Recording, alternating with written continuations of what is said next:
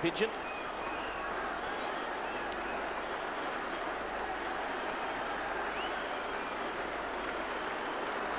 The pigeon legs.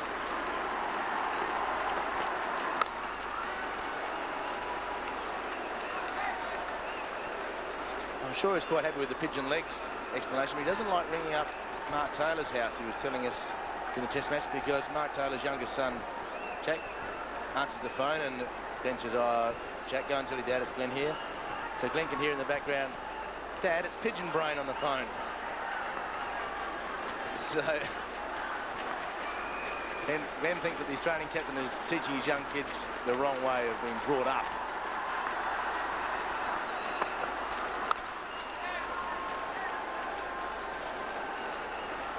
Young Williams, a smart cookie.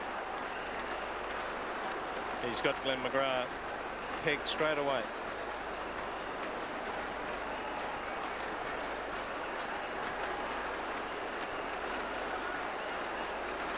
One of the world's foremost bowlers at the moment, at Glenn McGrath, has been sensational for Australia. Really from that tour of 1995.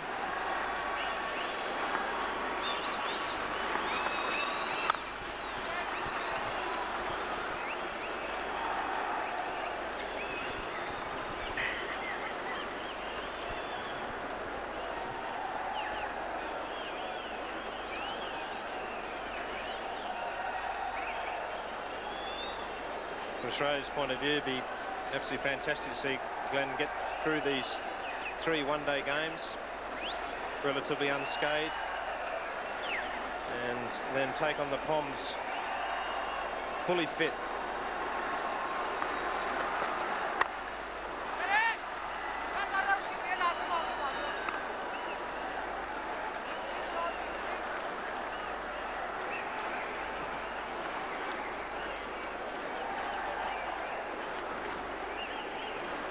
Well, the umpire has deemed that the end of the over.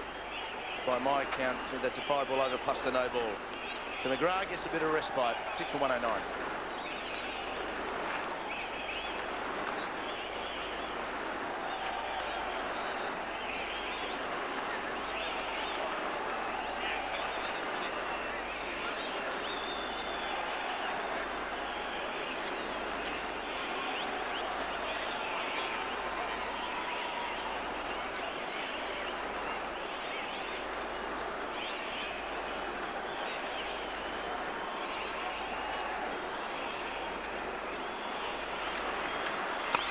In the air, and Brad Young couldn't see the ball because of Johanna. You might say to the umpire, what about obstructing the field, Mr. Umpire? But he couldn't blame the non-striker. It was a Makram trying to hit this to mid-off, and a great effort from Brad Young. The batsman was quite entitled to stand his ground. Brad Young nearly caught that between the other batsman's legs. Would have been a great catch. If it wasn't Makram, you'd hit the non-striking mate over the head if he could. You should just stand and let the ball hit you and make out you're getting out of the way.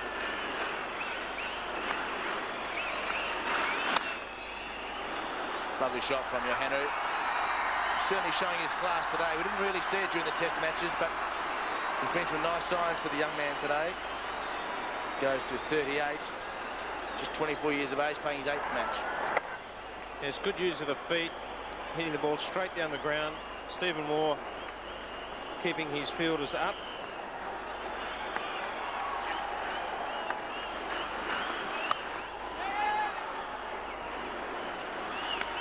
There was some speculation that Brad Young, you can see the cut on the bridge of his nose. He was hit by a bouncer from Ricky Ponting in the nets. And for a couple of days, he looked like the Phantom from the opera, with big white mask across his face.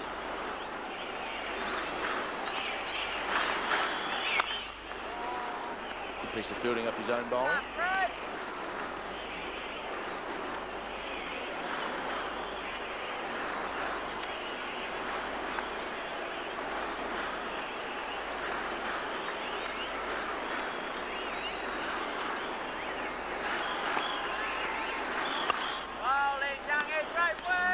Encouragement from Adam Gilchrist. The end of a Brad Young over, just 5 runs from it. With Pakistan 6 for 114.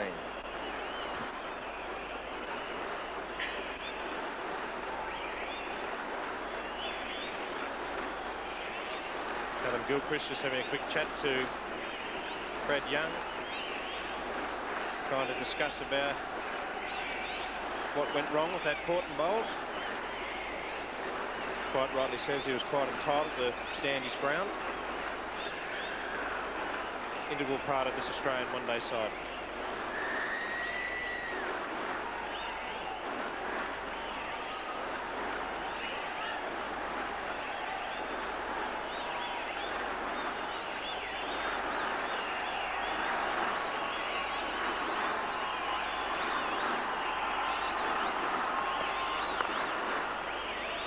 So McGrath, the great bowler, wasn't Akram stuck on the crease.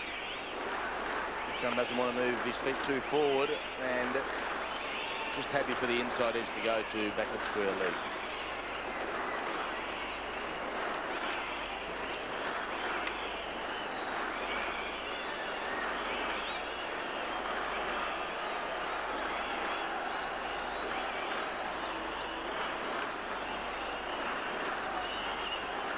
Australia lost a few early and then a few late, but in the meantime they amassed that terrific score of 324.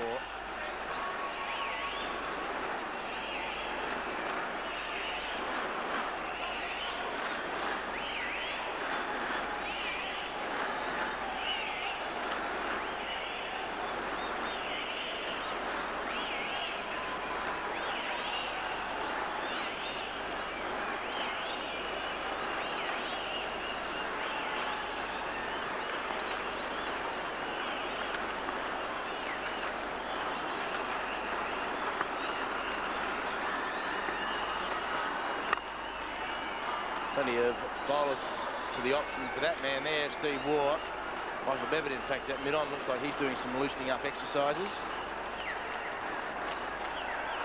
To bowl his left arm wrist spin.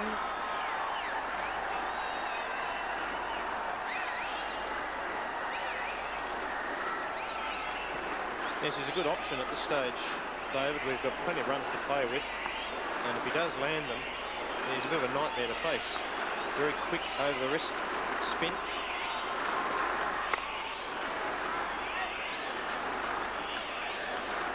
Has taken a 10-for in a test match and countless big scalps in one-day cricket. So good thinking from Stephen Waugh.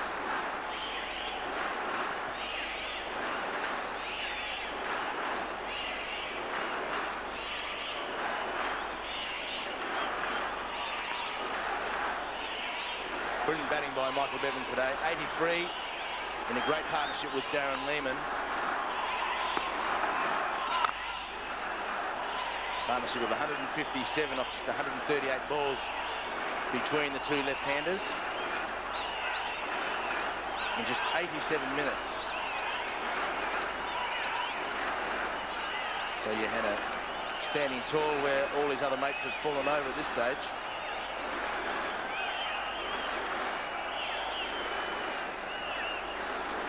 One ball to go, so for some reason Steve Waugh has opted to send out Brendan Julian to long off. Not in the run-saving situation with the game as it is, but more in the hope that Johanna tries to smash one in the air. Just 1 run off the over. Pakistan 6 for 115.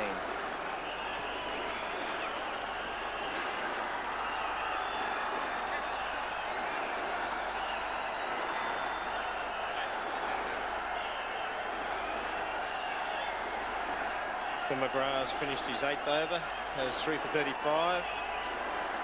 The crowd still enjoying themselves. They seem to know when they're on camera. All waving and enjoyed an emphatic display from the Australians.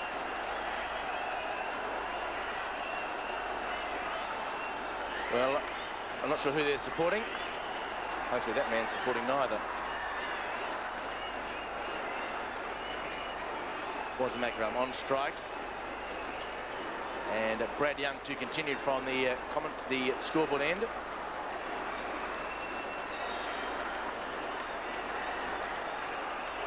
Just waiting for the field to be set. 5 men inside the circle, 3 on the offside. And chipped away but wide of the Australian captain at mid-wicket.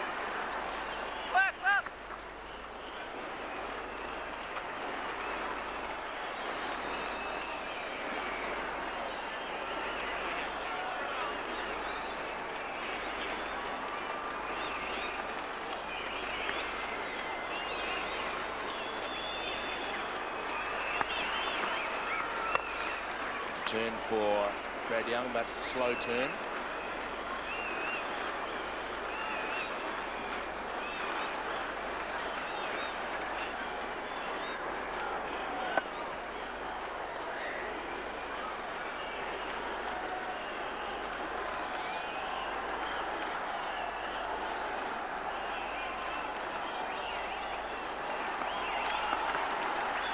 There it goes, Akram. Wide down to long on and over the head of Lehmann. And 6 runs. Nicely struck, bit of a risk, but Lehmann needed to be 7 foot tall. This has tremendous power, was a Akram. And I hasten to say, I don't think he quite caught that in the middle of the bat, but still good enough to clear the boundary. Down the track, and Wooshka, Darren Lehmann, thinks he's got half a chance, but always just over the head.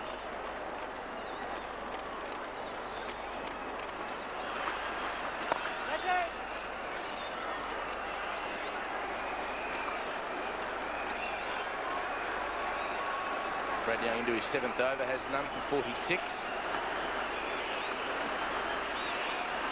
Wasn't Akram 1 boundary, 1 6. And he keeps the strike.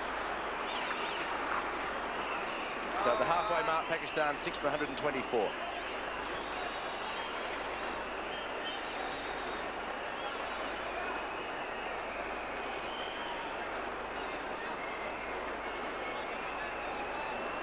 Well, the 2 batsmen may not be enjoying the scoreboard, but they're enjoying this little partnership.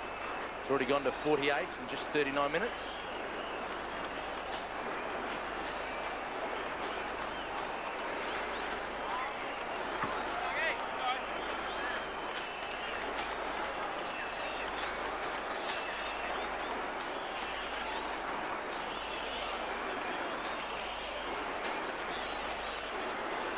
Halfway. So the runs are about right. Australia had lost 2 less wickets, but it was, at this stage the big partnership was developing between Lehmann and Bevan. A partnership of 157. And as we thought, Michael Bevan to take over from Glenn McGrath and to take over in the commentary position. Jeffrey Boycott, and with him Mike Coward. Thanks, David.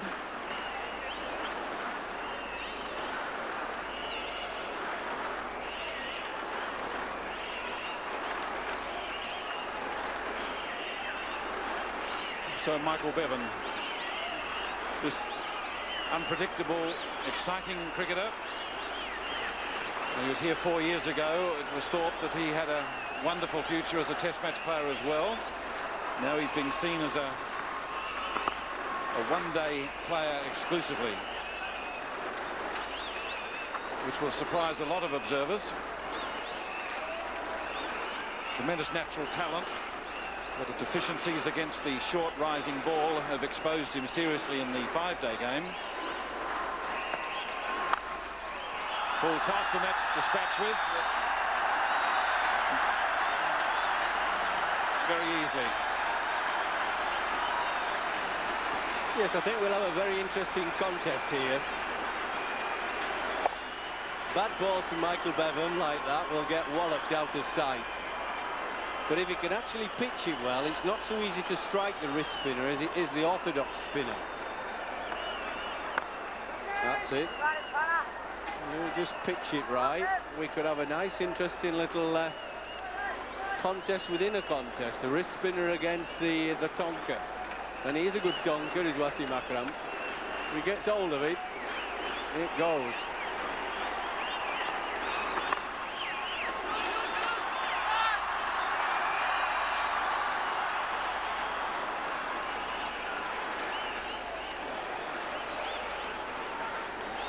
And because of the state of the game, needing, what, 200 runs off 25 overs, Wasim's got to keep trying to hit him. He can't just hang around 8 and over. He's not a man who plays for a lot of singles. There you are. Contest won by the Aussie. Beautiful, caught and bowled.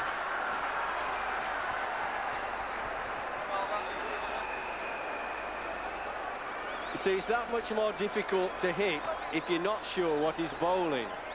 See, there goes the wrist over. Now, what was it? Leg spinner, googly, top spinner. A lot of batsmen have a few problems with that, so you can't expect late order players like Wasim to read every wrist spinner's delivery. 130 for 7. That's...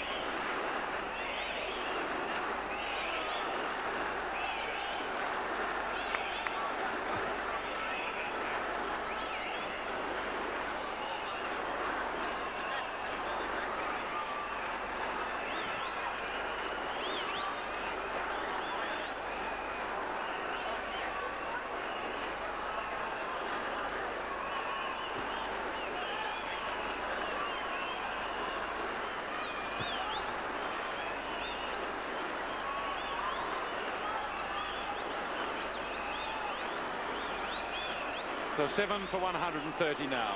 Michael Bevan striking in his first over with a beautiful return catch to remove Wasim Akram.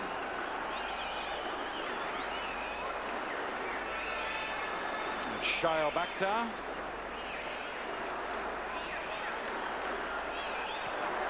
So he tries to hit it to mid-on, and it turns to the off, so he kind of spoons it off the face. It was easy, wasn't it? Watch, he just, there he is, and he slips off the face. It's very difficult to hit the wrist spinner for the tail-enders. They're wonderful bowlers to have in your army. See, that's to mid-on. And it slipped back off the face. Well bowled. A little shake of the head from Wasim Akram as he went back. He's being deceived.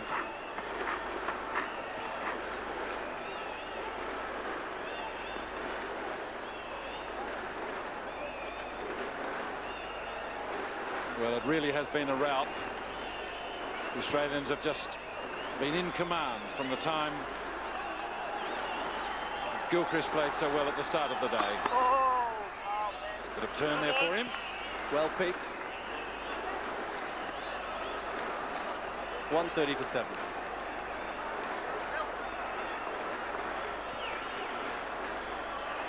Michael Bevan, tremendous natural talent, tremendous flair. An enigma in many ways, frustrating a lot of observers and critics that he hasn't made the successful transition to the 5-day game.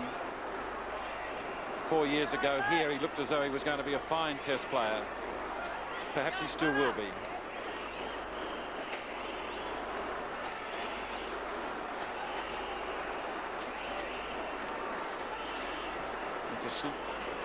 So that was a useful little stand. In the context of this innings, it was a very spectacular one, where there's just been no partnerships of any consequence. Really just been brushed aside by this Australian side. Quite relentless in the way they're going about their cricket.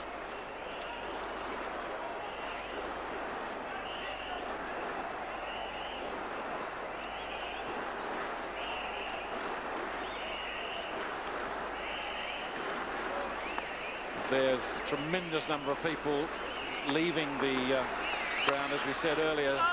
From the moment Shahid Afridi fell, they have been streaming out of the ground. Tremendous disappointment. They are dejected. The Pakistan side is dispirited.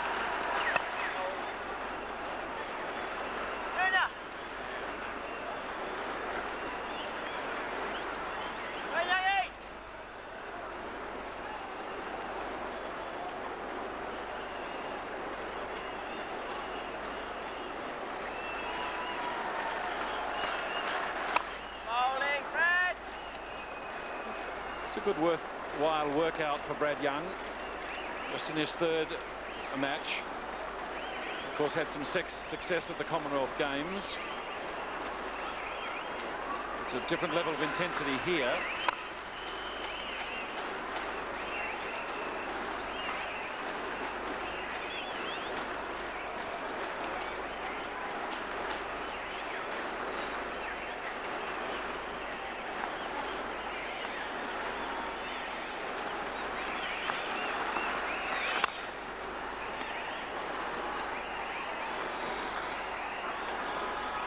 It's 7 for 133.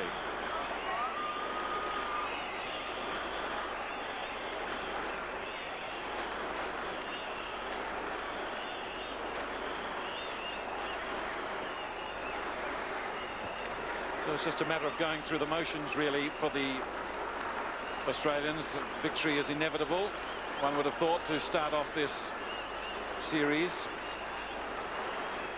They've been just so emphatic. One senses there's a lot of pain and frustration in Pakistan cricket at the moment.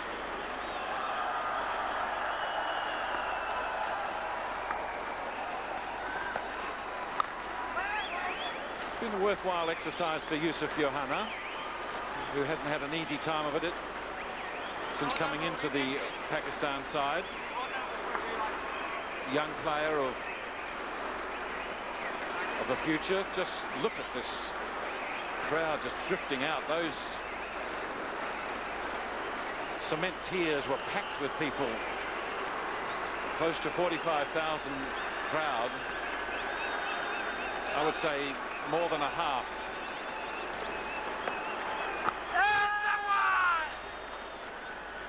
Of the crowd have left the ground.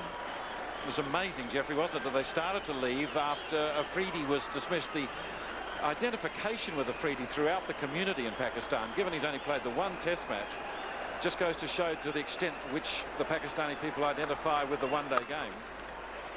Reaching, cutting, placed it nicely. That'll run away for 4.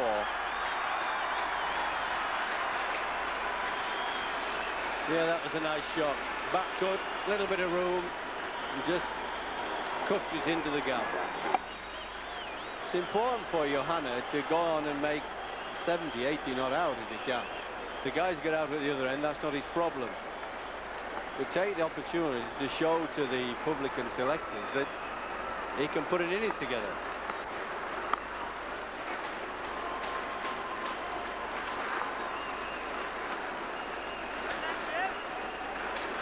Yes, even in a situation like this, it's well worth, when the team cause seems lost,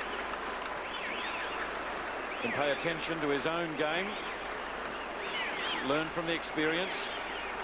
There's no better time spent than in the middle against quality opposition.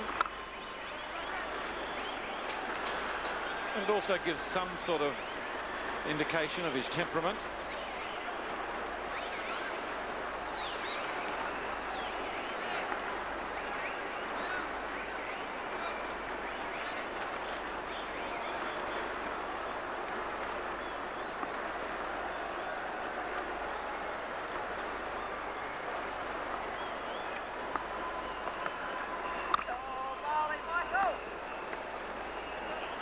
found the line pretty nicely. 7 for 139. He can just work away at it. Just say to himself, well, the cause might be lost, but I can learn from this experience, particularly facing the likes of the wrist spinner Michael Bevan, Glenn McGrath, Damien Fleming. It's a learning exercise. Make the most of it.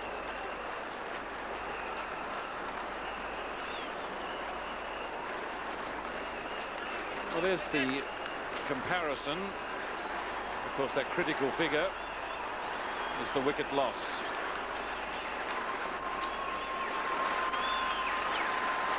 Catch it. It's the second time Young's had a chance lunging.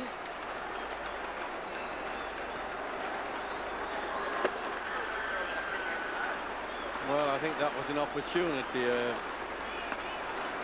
You know, he doesn't seem too clever off his own bowling when he's missed two. Game hardish, but you've got to grab him.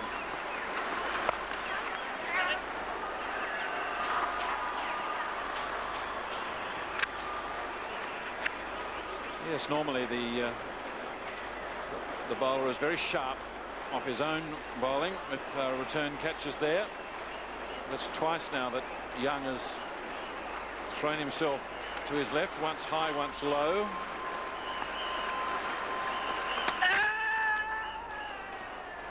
That might be close. I reckon his foot might be on the line. He's signalled a wide, but it don't make any difference. He can still be out stumped from a wide. So the fact that he's called a wide at this moment is insignificant. It's whether that foot is on the line. It gave me the impression that it was. And if the foot is on the line, then he's out. The wicketkeeper takes the line.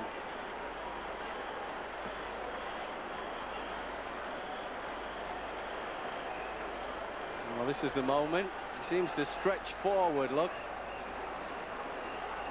Well, I don't think it's decisive enough, that, unless we've got another angle.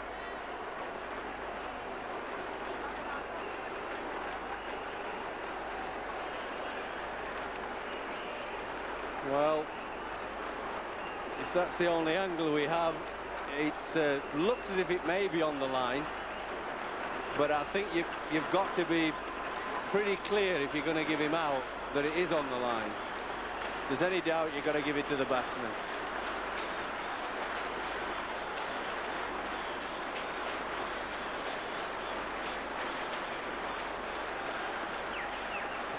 You see, the umpire's got to make a judgment, that's right. And I think that's the correct decision. You usually find that batsmen are making their mark in the crease. They stood roughly in the same place. And you'll see that the white line gets rubbed away. It's bound to, because of all the feet that are treading around. And so, right in there, the crease, you know, it gets, there's no line you see there, so he's going to make a judgment.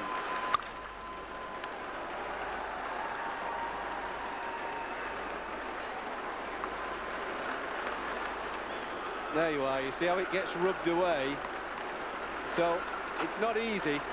Even that foot was somewhere near a supposed line or imaginary line. Not easy for the umpire at square leg to decide.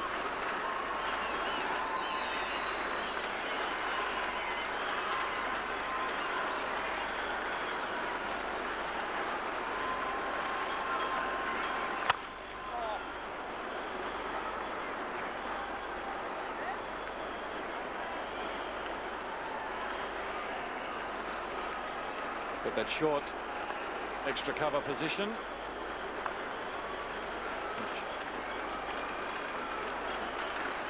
Bowling, Youngie! Who's involved there, Mark Waugh. Has got wonderful reflexes, wonderful reactions, one of the great catches of the modern game. And he was in action quickly today. It's the over at 7 for 144.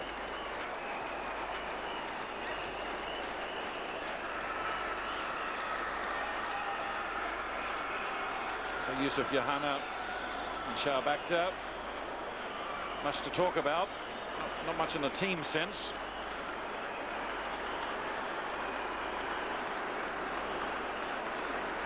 Certainly a good opportunity for Yusuf Yohana to build a substantial innings. In the deep, and he's put it down. Damien Martin got to it, just couldn't hold on to it. Well, I don't often say this, but I just wonder if the sun was in his eyes. You see where the shadow is? The sun was directly there. The ball's coming from the west. Bowling set. It was a long hop that was, well, not too difficult to catch, but look at the shadow directly behind him. He just seemed a little late getting forward, as if he hadn't picked it up in the sun, and then when he did, he just made a little bit of a mistake. That's out. Oh, he's dropped it. Oh, another cuckoo gone down. They're enjoying this, the Aussies. They want to stay out there bowling. Well, down it goes, another one. 2 in the over. And of course, Brendan Julian, a culprit earlier in the day. So as well as they've played, they've still made some mistakes. Another full toss. He's got that one through.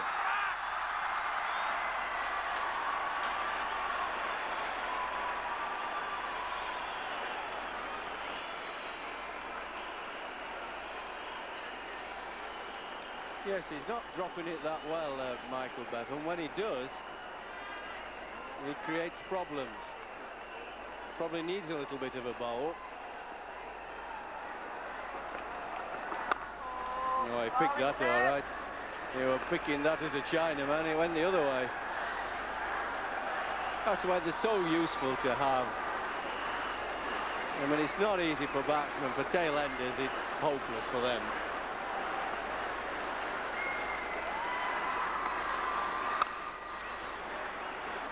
Shao Bakhtar reading him off the deck. 7 for 149.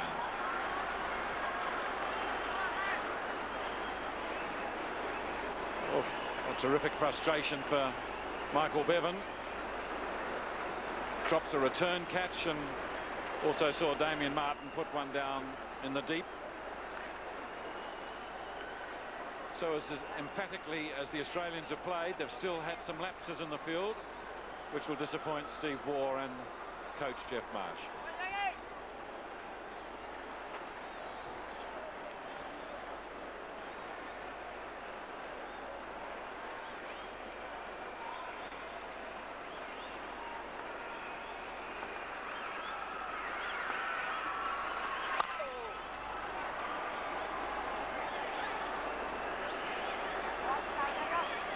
Yes, just thinking about the lapses in the field by the Australians. As a human being, you always know you're going to make mistakes from time to time, even if you're a good pro and a good player.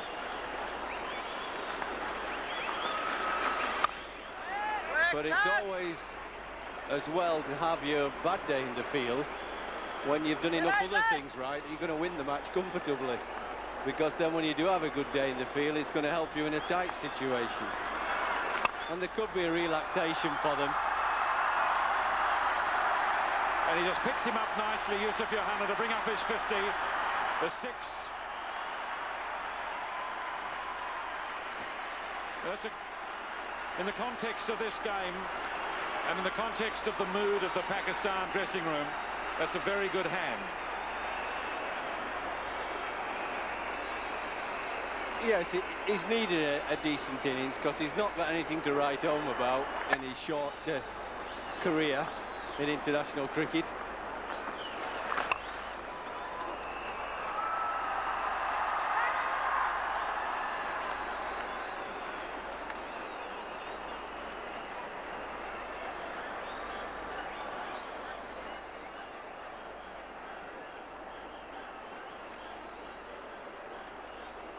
Well, he's had 8 matches, 7 innings.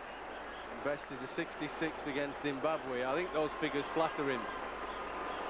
He's got a 66. Oh, bowling, youngie. A nice innings here today. And what they're looking for is from this young player is to play well in test match cricket. And in the few tests he's played, he's not made a run. So he showed he could bat a bit in one day, but he's not taken it forward. Catch! Shawak has got that one away. Gonna run all the way to the ball, boys. And it's 7 for 160.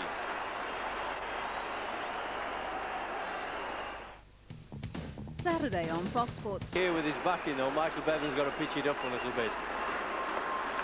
That's better. Draw him on the front foot. Mistimed.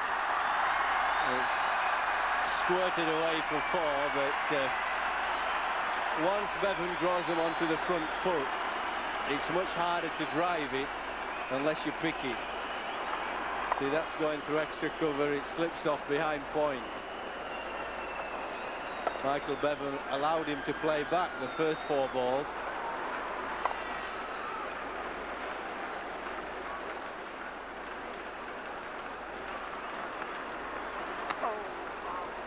Nicely bowled. 7 for 165.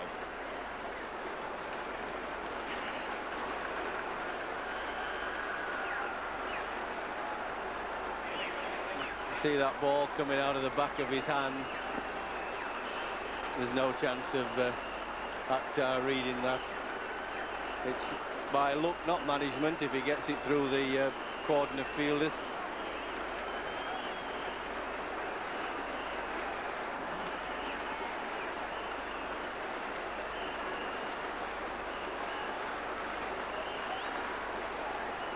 Just a few people, the diehards, I suppose, have stayed in here. Must have been 45,000 earlier in the day. It'd be at a 15 or 20,000. A lot of the kids looking for other forms of amusement. Sibling rivalry on the terraces.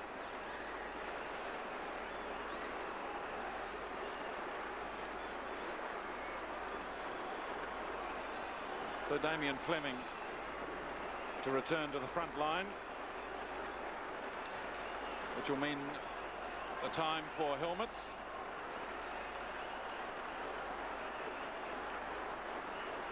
In this day and age, you very rarely see top-class players batting against medium pacers without their helmets.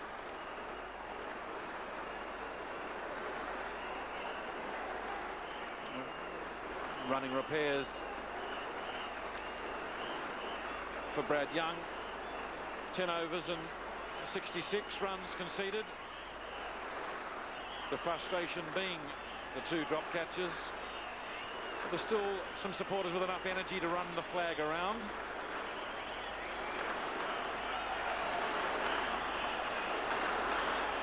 You would have thought they'd been a little more subdued, but they've still got a spring in the step, and good luck to them.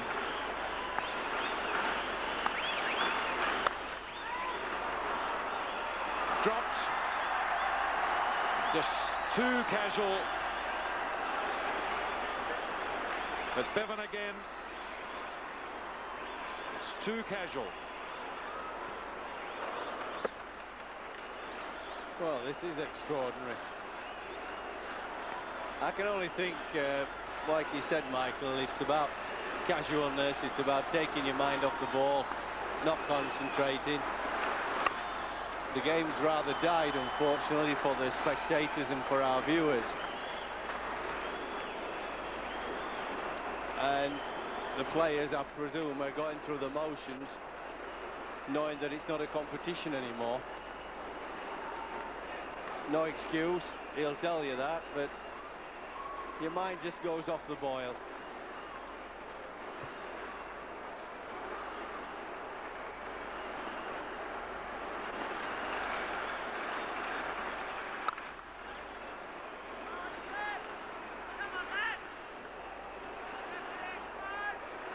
Well, that's 2 catches that Bevan's put down. Damien Martin's put down 1. Julian 1. Brad Young 2 off his own bowling. But 6 will not please Steve Waugh or Geoff Marsh, nor it should. Australia's catching record in this part of the world has long been lamentable. We've discussed it a lot during the Test series, whether it is a difficult sighting country, as many would have us wish, but once one senses that the Australians are just taking this too casually.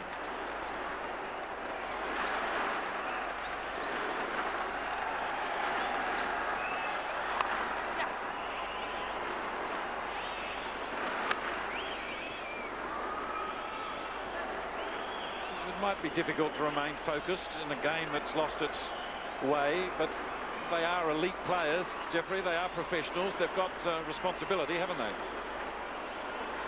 Well, my view was the more sharper you keep your mind, the quicker you get off the field, because you don't drop the catches. Because they've dropped the catches, they're now going to hang around quite a bit longer. 168 for 7.